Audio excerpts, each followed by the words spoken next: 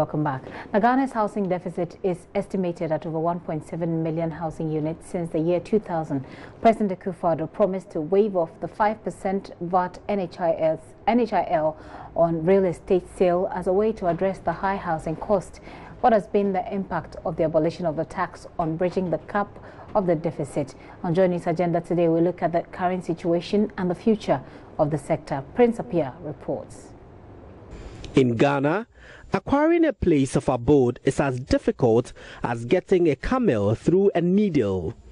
It's a major concern for every worker in Ghana. And per our 2015 National Housing Policy, affordable housing is when you are able to spend less than 30% of your annual income to purchase a house with utilities and other deductions in.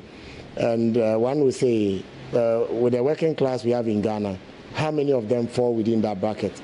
Of the civil servants. Frank Abuajide Nyansa is Chief Executive of Danny Wise Estate and Construction in Kumasi, providing housing for the lower income earners.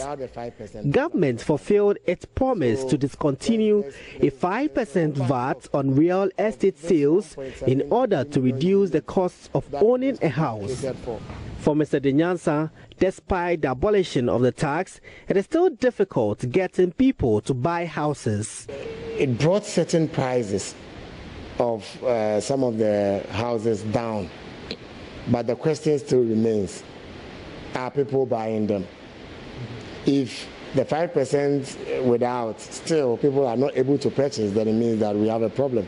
So for 1.5 years, I think I still see them as still putting things in place, trying to work things out in terms of the housing sector. But is it what the entire real estate industry need? In able to meet the housing needs, we should calm down, target the lower income earners. Let's do a proper structure for them. Let the Ministry of Works and Housing know that they are the majority. They need these structures. Not going forward, expectations are government provides a real estate fund to support real affordable housing for the ordinary Ghanaian. We've called for the setup of the Ghana Real Estate Authority, which will give birth to the fund. The fund will be like a fund basket where every developer who would want to go into affordable housing would assess. And then there will be the government's control on your pricing. So, because the government gave you the money, and they would have control on telling you the ceiling of a 2-bedroom, the ceiling of a 3-bedroom, to be able to make it cheaper for civil servants and the Ghanaian populace. But until that is done, every developer wants higher interest, higher returns on its investment. So you can't force them to beat their prices down when you are not offering any support. Mr. Nyansa suggests a better mortgage system to enable the low and middle income earners to afford housing on their own.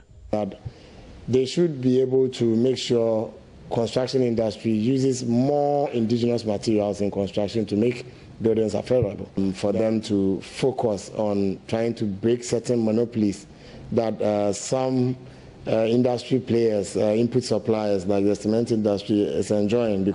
So we should move away from the notion where people who earn higher income is the only beneficiary of mortgage facilities in Ghana. Otherwise, the gap will still get widened. It is obvious the government needs to do more for the housing industry to make shelter really affordable for the ordinary Ghanaian. Prince Appiah reporting.